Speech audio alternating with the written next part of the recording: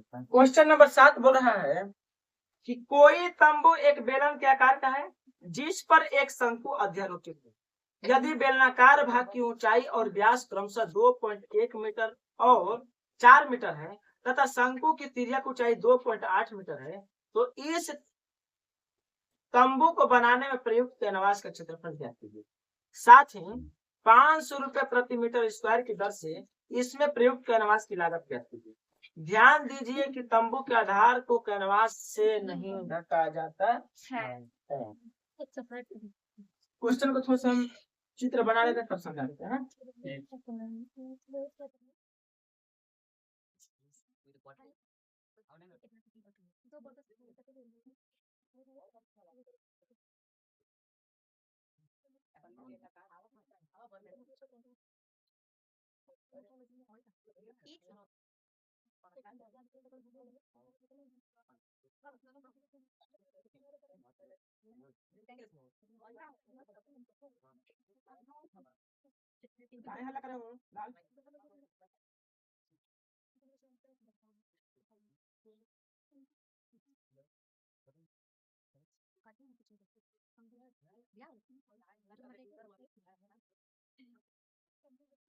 Question को समझो। कह रहा है कि एक तंबू है किस प्रकार का है? पहले एक बेलन है और बेलन के ऊपर क्या लगाया गया है? शंकु। ये जो तंबू बना हुआ है वो पहले बेलन होगा और बेलन के ऊपर क्या लगा हुआ है? शंकु। और बोला है कि जो बेलन की खासियत है कि उसकी जो ऊंचाई है 2.1 मीटर, ठीक है, जबकि व्यास है 4, तो व्यास है 4, त्रिज्या कितना होगा? 2। और जितना बेलन की त्रिज्या उतने ही शंकु के इसी के ऊपर भी रखा गया शंकु, तो शंकु के भी त्रिज्या कितना होगा? 2 मीटर। क्लियर हुआ? जबकि शंकु की तिर्यक ऊंचाई जिसको यल से दर्शाते हैं वो कितना है? 2.8 मीटर। यहाँ तक समझ में? तो कह रहे कि इसमें लगे कैनवास, कैनवास मतलब कपड़ा, मोटा वाला जो कपड़ा होता है कैनवास, ठीक है? कैनवास का क्षेत्रफल क्या होगा? तो जो कपड़ा होगा चारों तरफ से मोड़ लग दिए होंगे, इसके ऊपर भी ढक दिए होंगे, तो क्षेत्रफल इसका निकाल दो वक्र पृष्ठ का, इसका वक्र पृष्ठ निकाल दो और दोनों को जोड़ दो। क्लियर? इसका वक्र क्योंकि नीचे ढकना नहीं है और ऊपर में तो शंकु से ढक गया है। इसका भी वक्र क्यों? क्योंकि नीचे यहाँ पर कपड़ा लगाने की आवश्यकता, बीच वाला हिस्सा में कपड़ा लगाने की आवश्यकता नहीं। क्लियर हुआ? फिर आगे बोला है कि यदि 1 मीटर स्क्वायर कैनवास का लागत 500 रुपए है तो टोटल शंकु में जो कैनवास लगा होगा उसकी कुल लागत क्या होगी? क्वेश्चन समझ में आ गया सबको? ठीक है, आगे देखते हैं इसमें। 7वां क्वेश्चन हो, लाइन के अंदर लिखेंगे क्या दिया है? बेलनाकार भाग की ऊंचाई, बेलनाकार भाग की ऊंचाई h बराबर कितना है? 2.1 मीटर, ठीक है। बेलनाकार भाग का व्यास किसके बराबर होगा? शंकु के व्यास के बराबर शंक्वाकार लिख दे, शंक्वाकार भाग का व्यास, और दोनों कितना है? 4 मीटर। कितना है? 4 मीटर। इसलिए बेलना का भाग की त्रिज्या क्या है? r बराबर शंक्वा का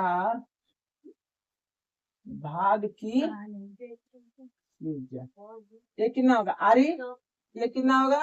4/2, कटा देंगे 2 बार में 2। क्लियर है? तथा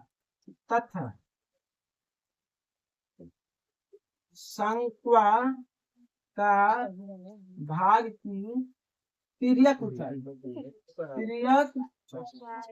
ऊंचाई L बराबर कितना है?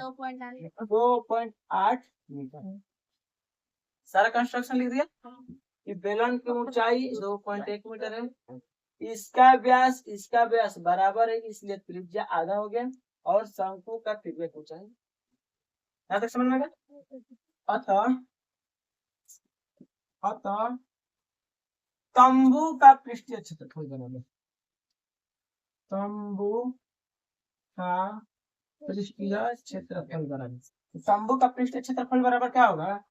तो बेलना का भाग का वक्र पृष्ठीय क्षेत्रफल प्लस शंक्वा का भाग का वक्र पृष्ठीय क्षेत्रफल। क्लियर है?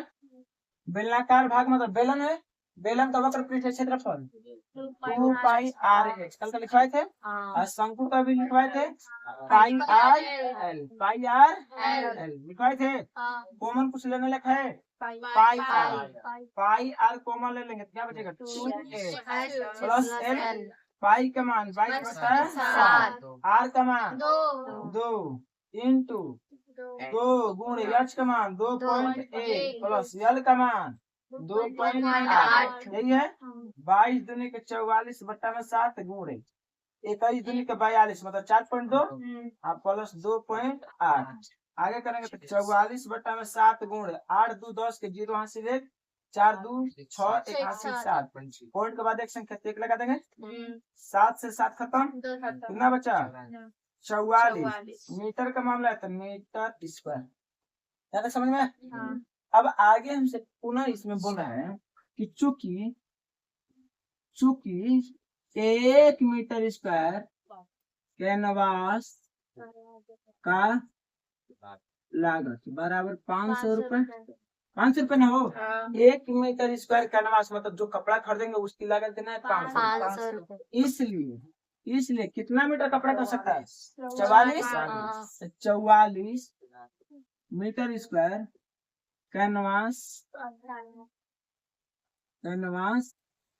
का लागत।